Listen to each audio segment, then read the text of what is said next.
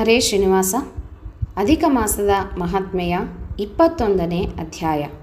ವಾಲ್ಮೀಕಿ ಮಹರ್ಷಿಗಳು ಪುರುಷೋತ್ತಮ ಮಾಸದ ಮಹಾತ್ಮೆಯನ್ನು ತಿಳಿಸುತ್ತಾ ಹೋದಂತೆ ಪೂಜಾ ವಿಧಾನವನ್ನು ಸಹ ತಿಳಿಸುತ್ತಾ ಹೋಗುತ್ತಾರೆ. ಮಂಟಪದಲ್ಲಿ ರಾಧಾ ಸಮೇತ ಶ್ರೀಕೃಷ್ಣನನ್ನು ಪ್ರತಿಮೆಯನ್ನು ಸ್ಥಾಪಿಸಿ ಅದರ ಪ್ರಾಣ ಪ್ರತಿಷ್ಠೆಯನ್ನು ಮಾಡಬೇಕು. ಇಲ್ಲವಾದರೆ ಅದು ಕೇವಲ ಒಂದು ಲೋಹವಾಗುತ್ತದೆ. ಅದರಲ್ಲಿ ದೇವಾಂಶ ಇರುವುದಿಲ್ಲ. ಅದರಲ್ಲಿ ದೇವಾಂಶ ಬರಲಿ ಎನ್ನುವ ಉದ್ದೇಶದಿಂದ ಮಂತ್ರ ಪುರಸ್ಕರವಾಗಿ ಪ್ರಾಣ ಪ್ರತಿಷ್ಠೆಯನ್ನು ಮಾಡಬೇಕು. ನಂತರ ಮಂತ್ರಗಳನ್ನು ಹೇಳುತ್ತಾ ಧ್ಯಾನಿಸಬೇಕು.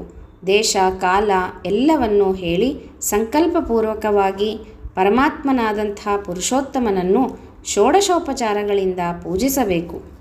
ನಂತರ ಪರಮಾತ್ಮನ ಸರ್ವಾಂಗ ಪೂಜೆಯನ್ನು ಮಾಡಬೇಕು. ಈ ಪೂಜೆಯನ್ನು ಹೂವಿನಿಂದ ಮಾಡಬೇಕು.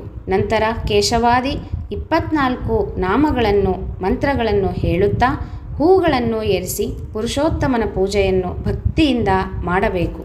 ಈ ಒಂದು ಪುರುಷೋತ್ತಮ ಮಾಸದಲ್ಲಿ ಎಳ್ಳಿನ ಹೋಮವನ್ನು ಮಾಡಬೇಕು. ತಮ್ಮ ಸಕಲ ಸಮಸ್ತ ಮನೋಭಿಲಾಷೆಯ ಪೂರ್ತಿಗಾಗಿ ಈ ತಿಂಗಳಲ್ಲಿ ಪೂರ್ಣ ಅಖಂಡವಾದಂಥ ತುಪ್ಪದ ದೀಪವನ್ನು ದೇವರ ಮುಂದೆ ಹಚ್ಚಬೇಕು. ಪರಮಾತ್ಮನಾದಂತಹ ಪುರುಷೋತ್ತಮನಿಗೆ ಸಹಸ್ರ ನಾಮಗಳಿಂದ ಪುಷ್ಪಗಳಿಂದ ಅರ್ಚನೆಯನ್ನು ಮಾಡಬೇಕು.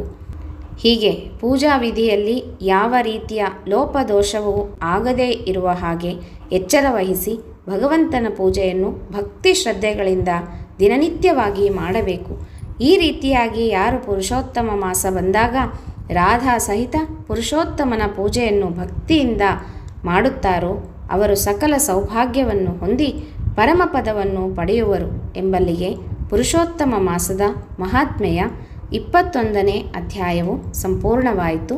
ಶ್ರೀಕೃಷ್ಣಾರ್ಪಣಮಸ್ತು.